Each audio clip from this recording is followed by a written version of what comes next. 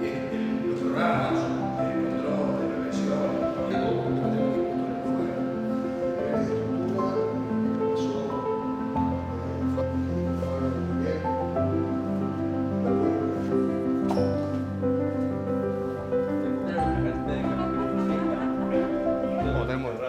Bien, en un aislamiento por contacto, como evaluación de estructura, primero que nada que exista la antesala con los materiales para el equipo de protección personal, una mesa de trabajo en general. Después, bueno, debería existir la vajilla. En el caso de sí. ¿Qué debería tener la antesala? Tiene que tener guantes, la sobretúnica y los zapatones. Debería tener, bueno, la cartilla del aislamiento correspondiente, una pileta para el lavado de manos y para la eliminación de los diferentes fluidos, diferentes descartadores de residuos contaminados, y bueno, la bolsa roja, la bolsa negra. Y bueno, debe también tener una correcta iluminación, una correcta ventilación. Y bueno, y le pusimos que la cama debe estar con barandas según la condición que va a tener el paciente por su propia patología. La ventilación. Dentro del área tenemos sí para lavado de manos.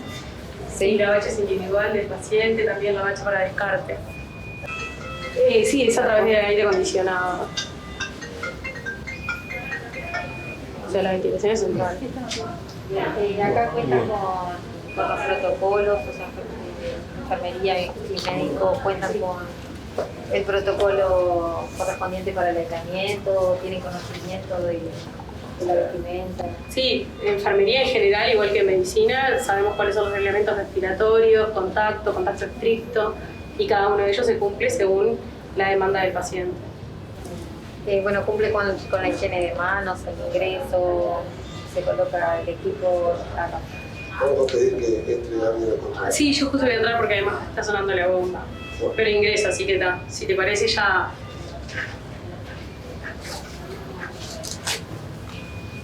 ¿Puedes venir? ¿Cuándo solo podemos intervenir? No. Porque voy a mejorar el detalle. Sí, el proceso de estructura.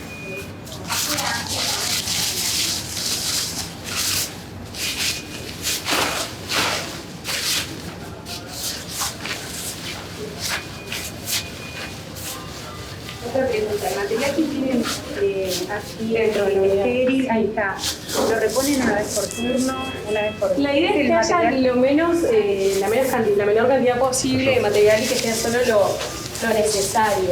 Eso lo vamos midiendo. No hay un turno específico para la reposición, está a demanda. A veces quedan cosas de más o a veces faltan algunas, pero la idea es que sea según necesidad, no tiene horario. No. Sí, no, esa cantidad de guantes, o sea, no solo en el turno, es solo con ese paciente, después se descartan. No se vuelven a utilizar en caso de que el paciente se baja, por ejemplo. El antibiótico está muriendo, ¿no? ¿Cómo? Se está haciendo de sí, está en perfusión. Totalmente rescate igual, aunque sea eso, rescate igual. Se descartan. Después tenés que tirar todo, ¿sí?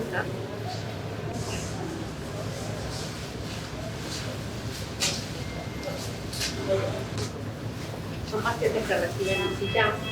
Sí, sí, a la visita nosotros los educan. Sí, exacto. Cada vez que ingresan, diciéndole, bueno, cómo vestirse, cómo desvestirse. ¿El paciente tiene un timbre a disposición en la sala? En este caso es un paciente que está en coma y no tenemos los timbres, están colocados, no los utilizamos. De todas formas, todas las alarmas están encendidas, monitor, ventilador, en caso de que sea necesario, utilizamos el... Y ahora sí, me lavo las manos fuera del baño nuestro, porque en realidad no me saqué nunca los guantes. Y no hice ningún procedimiento, pero siempre nos lavamos las manos previo a la salida.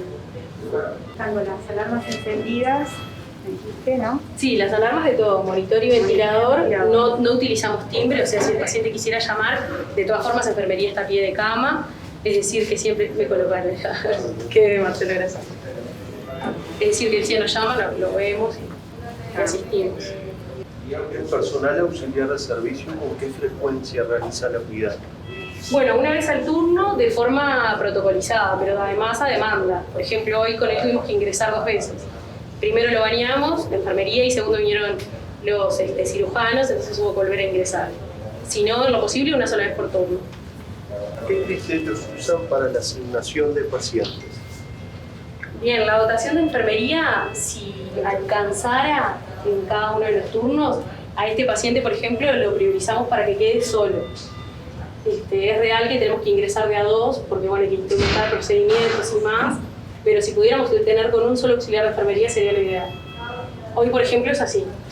Por ejemplo, este paciente tiene visitas periódicas porque pensando en los equipos, materiales que no son de uso, el sofá, si cuando no tiene situación está en coma o sedación, que la visita es muy cortita y el contacto con el paciente, si todos esos equipos lo sacan de las unidades para no fomentar las áreas de reservorio.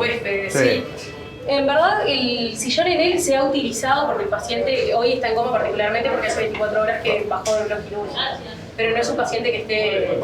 De hecho, él está vigil, se comunica con nosotros, le hemos sentado al sillón, es parte de su rehabilitación. Hoy está en coma, pero porque ayer ingresó al bloque.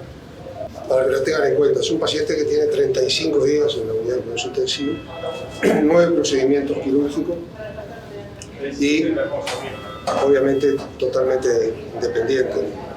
Ventilación mecánica, requiere aproximadamente unas 200 actividades sobre el paciente por día. O sea que el número de veces que se requiere muchas veces entrar, por ejemplo, la monitorización electrocardiográfica y de otras cosas que no precisa ingresar se hace desde afuera. Pero todo el resto, obviamente, como se explicaba hoy Fabio, hay que ingresar, porque el aislamiento no quiere decir no tocar al paciente, no examinarlo, no hacerle todos los procedimientos que se requieran. O sea que las veces que se debe entrar es muy importante y en los 4 turnos. Eso solo por los insumos para el tipo de preguntas que quieran realizar. Sí, o sea, optimizamos el tiempo, ¿no? Una vez que ingresamos tratamos de todos los procedimientos ya abarcarlos en un solo ingreso. Se trabaja también contemplando de lo más limpio a lo más sucio siempre vinculado a los procedimientos. Sí, por supuesto, en las curaciones, eso se va como priorizando. cualquier otro paciente, exacto. ¿Por qué está aislado el enfermo? El señor desarrolló una carbapenemasa KPC en diferentes cosas, secreciones traqueales, neumocultivo también, el líquido peritoneal en 2 oportunidades, el de ayer está, el del 30 está pronto y es lo mismo.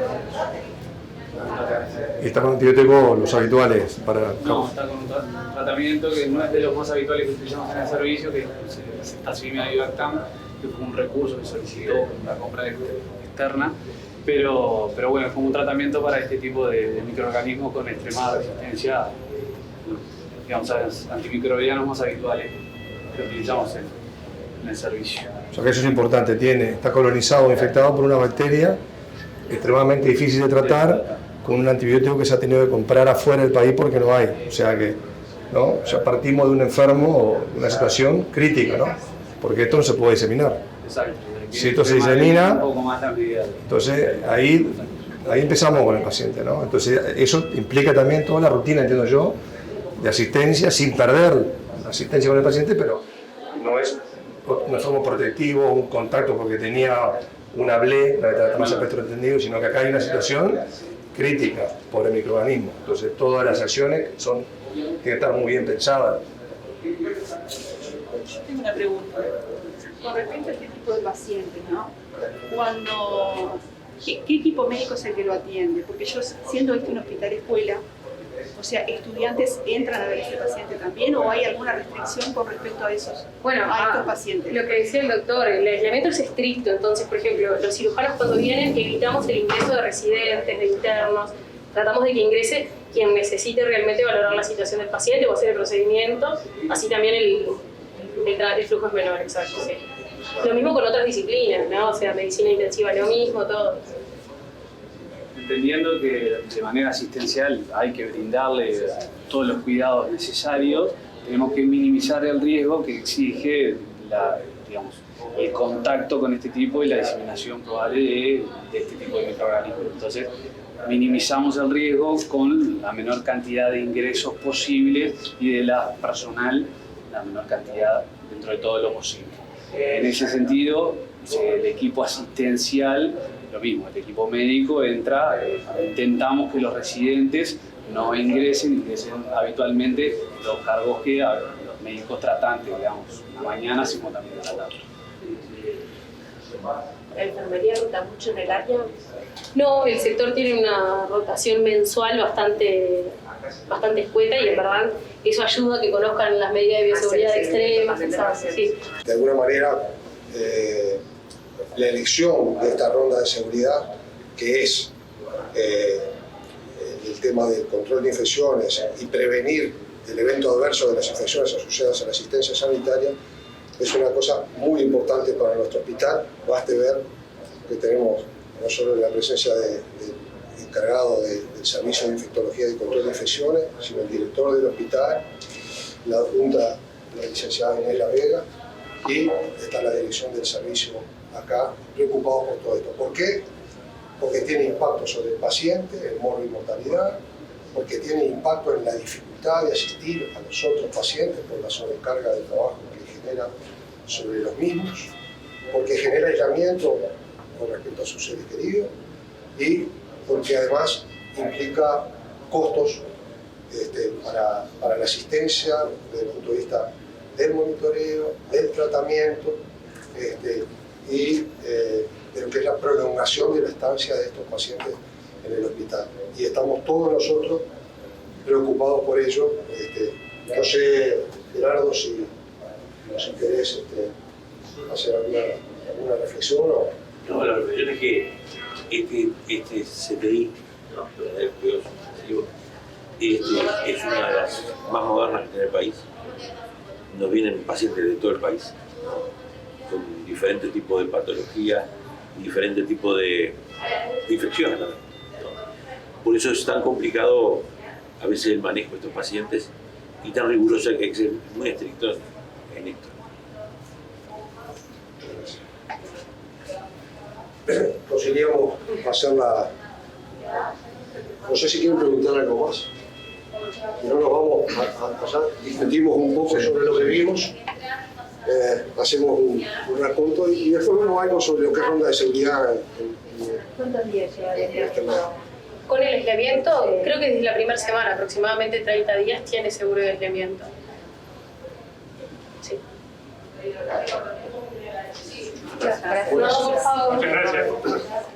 Bueno, saludos para todos. Ya tuvimos la oportunidad de observar en el video que precedió a esta presentación cómo se realiza una ronda de seguridad en la parte práctica, ¿no? Nosotros para este taller definimos la dinámica de elegir un problema, que en este caso, como explicamos en el video, fue el aislamiento de un paciente con un germen multiresistente en una unidad de cuidados intensivos. A partir de ahí le pedimos a los talleristas que elaboraran una herramienta de checklist para realizar la ronda y, bueno, como ustedes vieron, la ronda se realizó y se desarrolló como pudieron observar. Después de eso, nosotros lo que hacemos es poner a plano el marco teórico, que es lo que vamos a ver ahora. Eso nos permite un poco que la gente trate de armar una ronda con los conceptos y preceptos que aprendió o que trae, o los conocimientos que ella trae, y después, bueno, bajamos a tierra un poco cómo es el proceso ordenado, que es lo que vamos a ver en esta presentación. Así que, como ya dijimos, y como se dijo en el video, las rondas de seguridad son una herramienta de la seguridad del paciente, que se pueden aplicar a muchos aspectos de la seguridad y que permite sobre todo trabajar muy bien la cultura de seguridad, el aprendizaje incidental y, bueno, y obviamente, ¿no?, detectar oportunidades de mejora y generar sobre todo mucho liderazgo organizacional.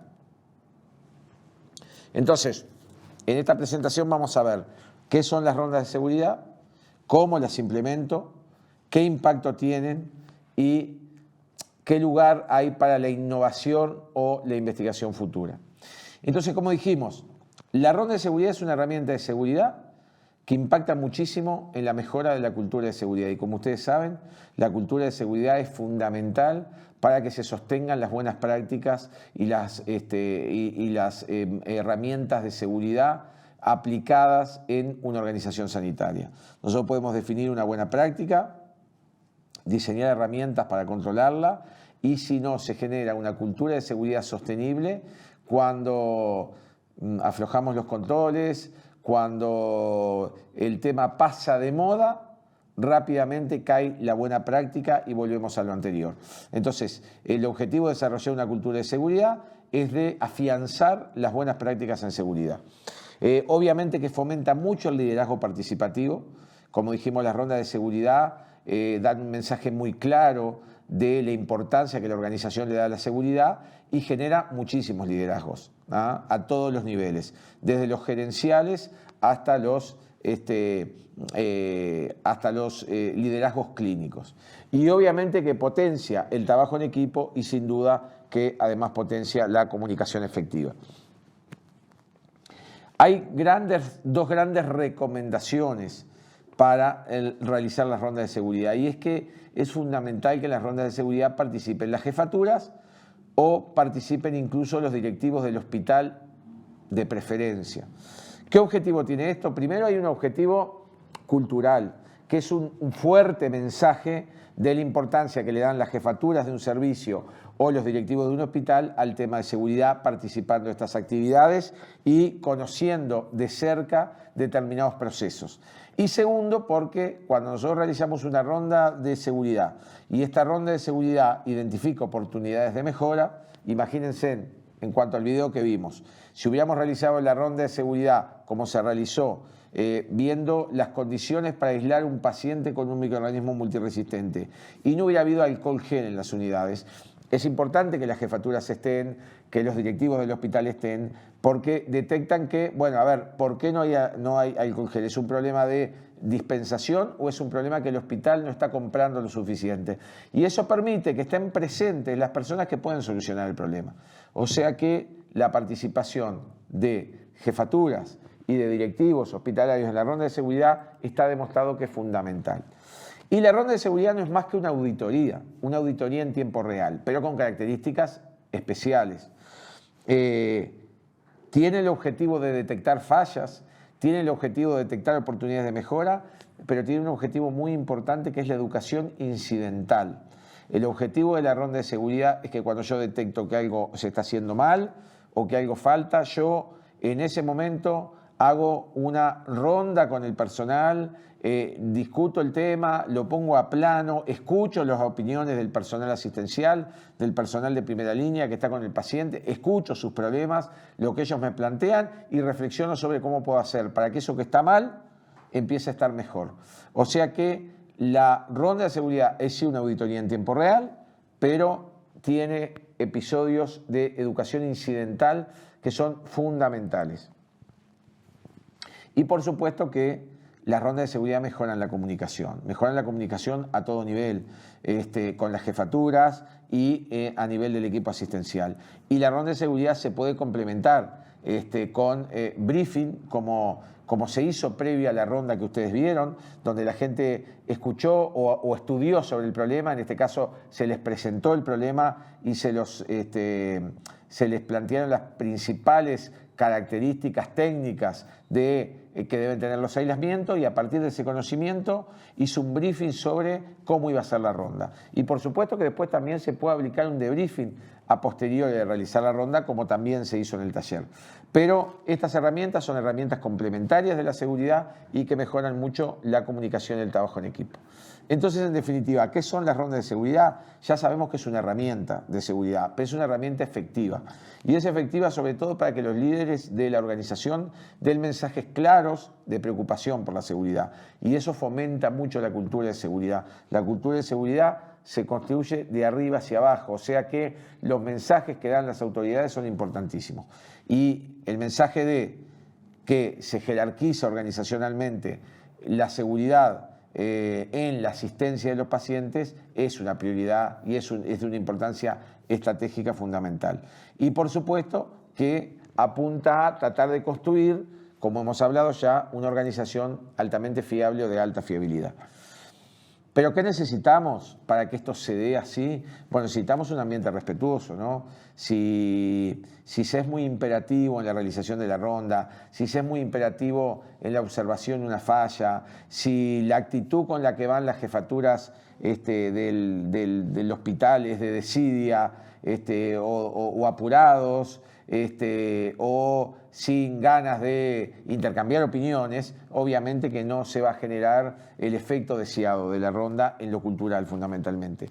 Hay que tener una buena comunicación colaborativa, o sea, una comunicación donde se jerarquice que la idea es el aprendizaje constructivo y no es solo criticar por criticar o la persona que está realizando el proceso ofenderse por determinadas observaciones que se le hacen, o las autoridades del hospital ofenderse si el personal de primera línea denuncia algún tipo de carencia. O sea, esto tiene que ser abierto, una cultura abierta, porque uno tiene con la ronda como objetivo tener información de cómo se realiza un procedimiento. Y por supuesto que tiene que ser interdisciplinaria. Como ustedes vieron, estaba presente enfermería, las licenciadas de enfermería, las jefaturas, gente del COSEPA, etc. Entonces, ¿cuáles son los objetivos de una ronda? Y bueno, lo primero es trabajar la cultura de seguridad, ya lo dijimos. Pero segundo es identificar oportunidades de mejora. Tercero es construir liderazgos que permitan dar mensajes claros organizacionales. Y bueno, y lo otro que es muy importante es que tengamos capacidad de respuesta. Tenemos que tener capacidad de respuesta para solucionar los problemas que surgen o que son detectados por la ronda. Por eso es tan importante la presencia de las autoridades. Así que el objetivo general y el gran objetivo de una ronda de seguridad es construir una cultura de seguridad, identificando oportunidades de mejora y llevándolas a cabo, obviamente.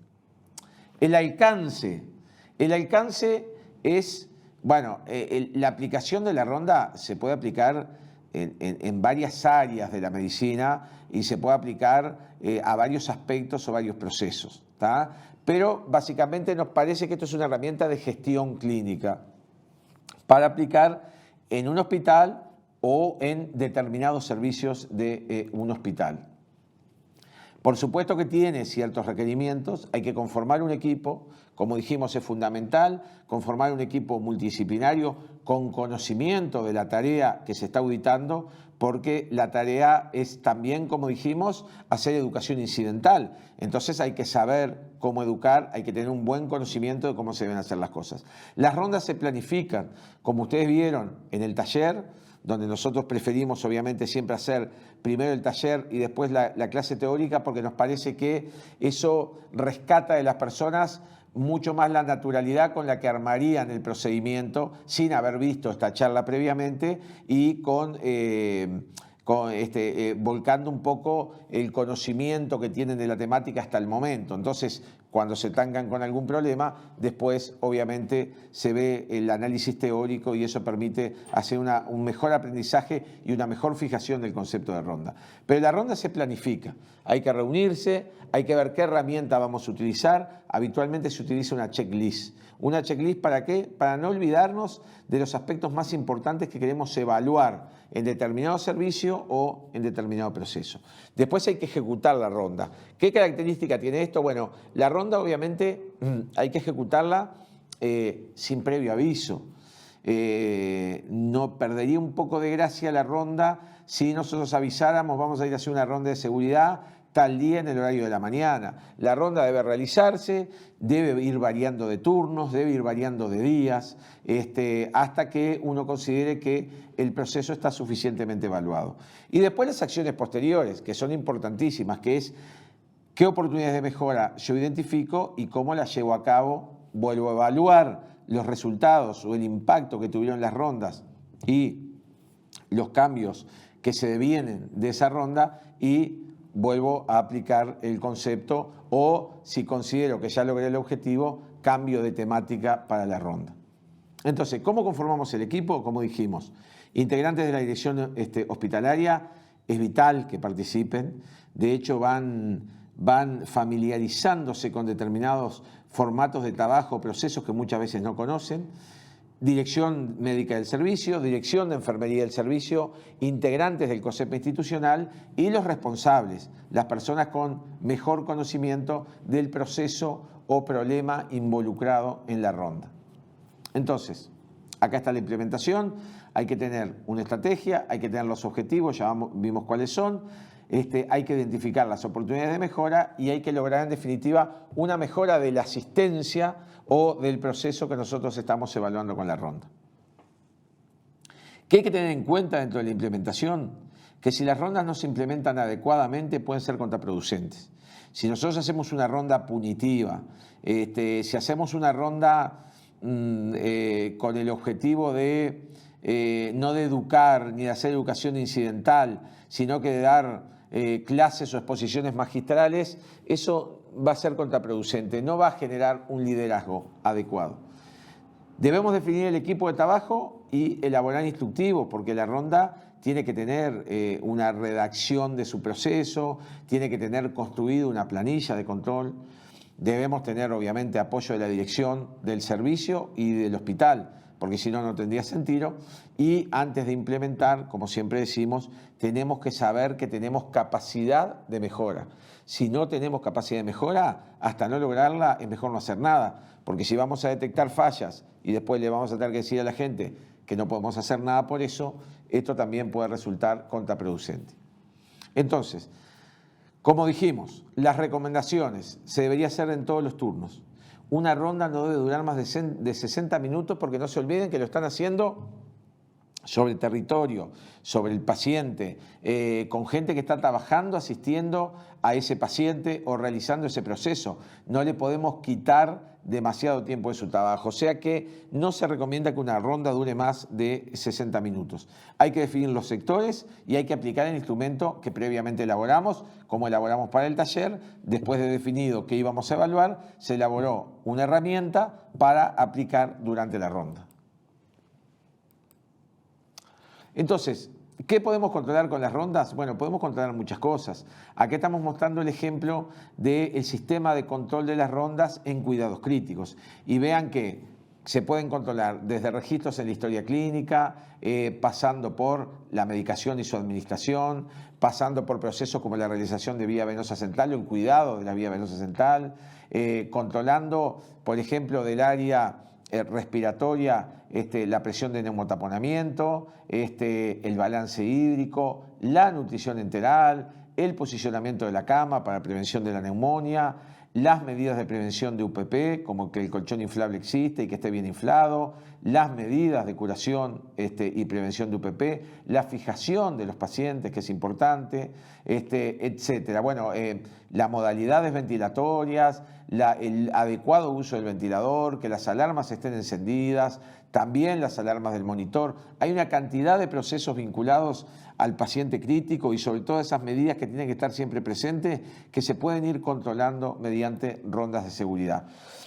Para las rondas que nosotros llevamos a cabo en la unidad de cuidados intensivos, vean que elaboramos un checklist, como dijimos, tiene el proceso de ronda una versión redactada que se va ajustando, o sea que está redactado y definido cómo se debe realizar, y ven que en esa checklist pueden ver que se controla el patrón ventilatorio, el chequeo de las alarmas del ventilador, el chequeo de las alarmas del monitor, etc.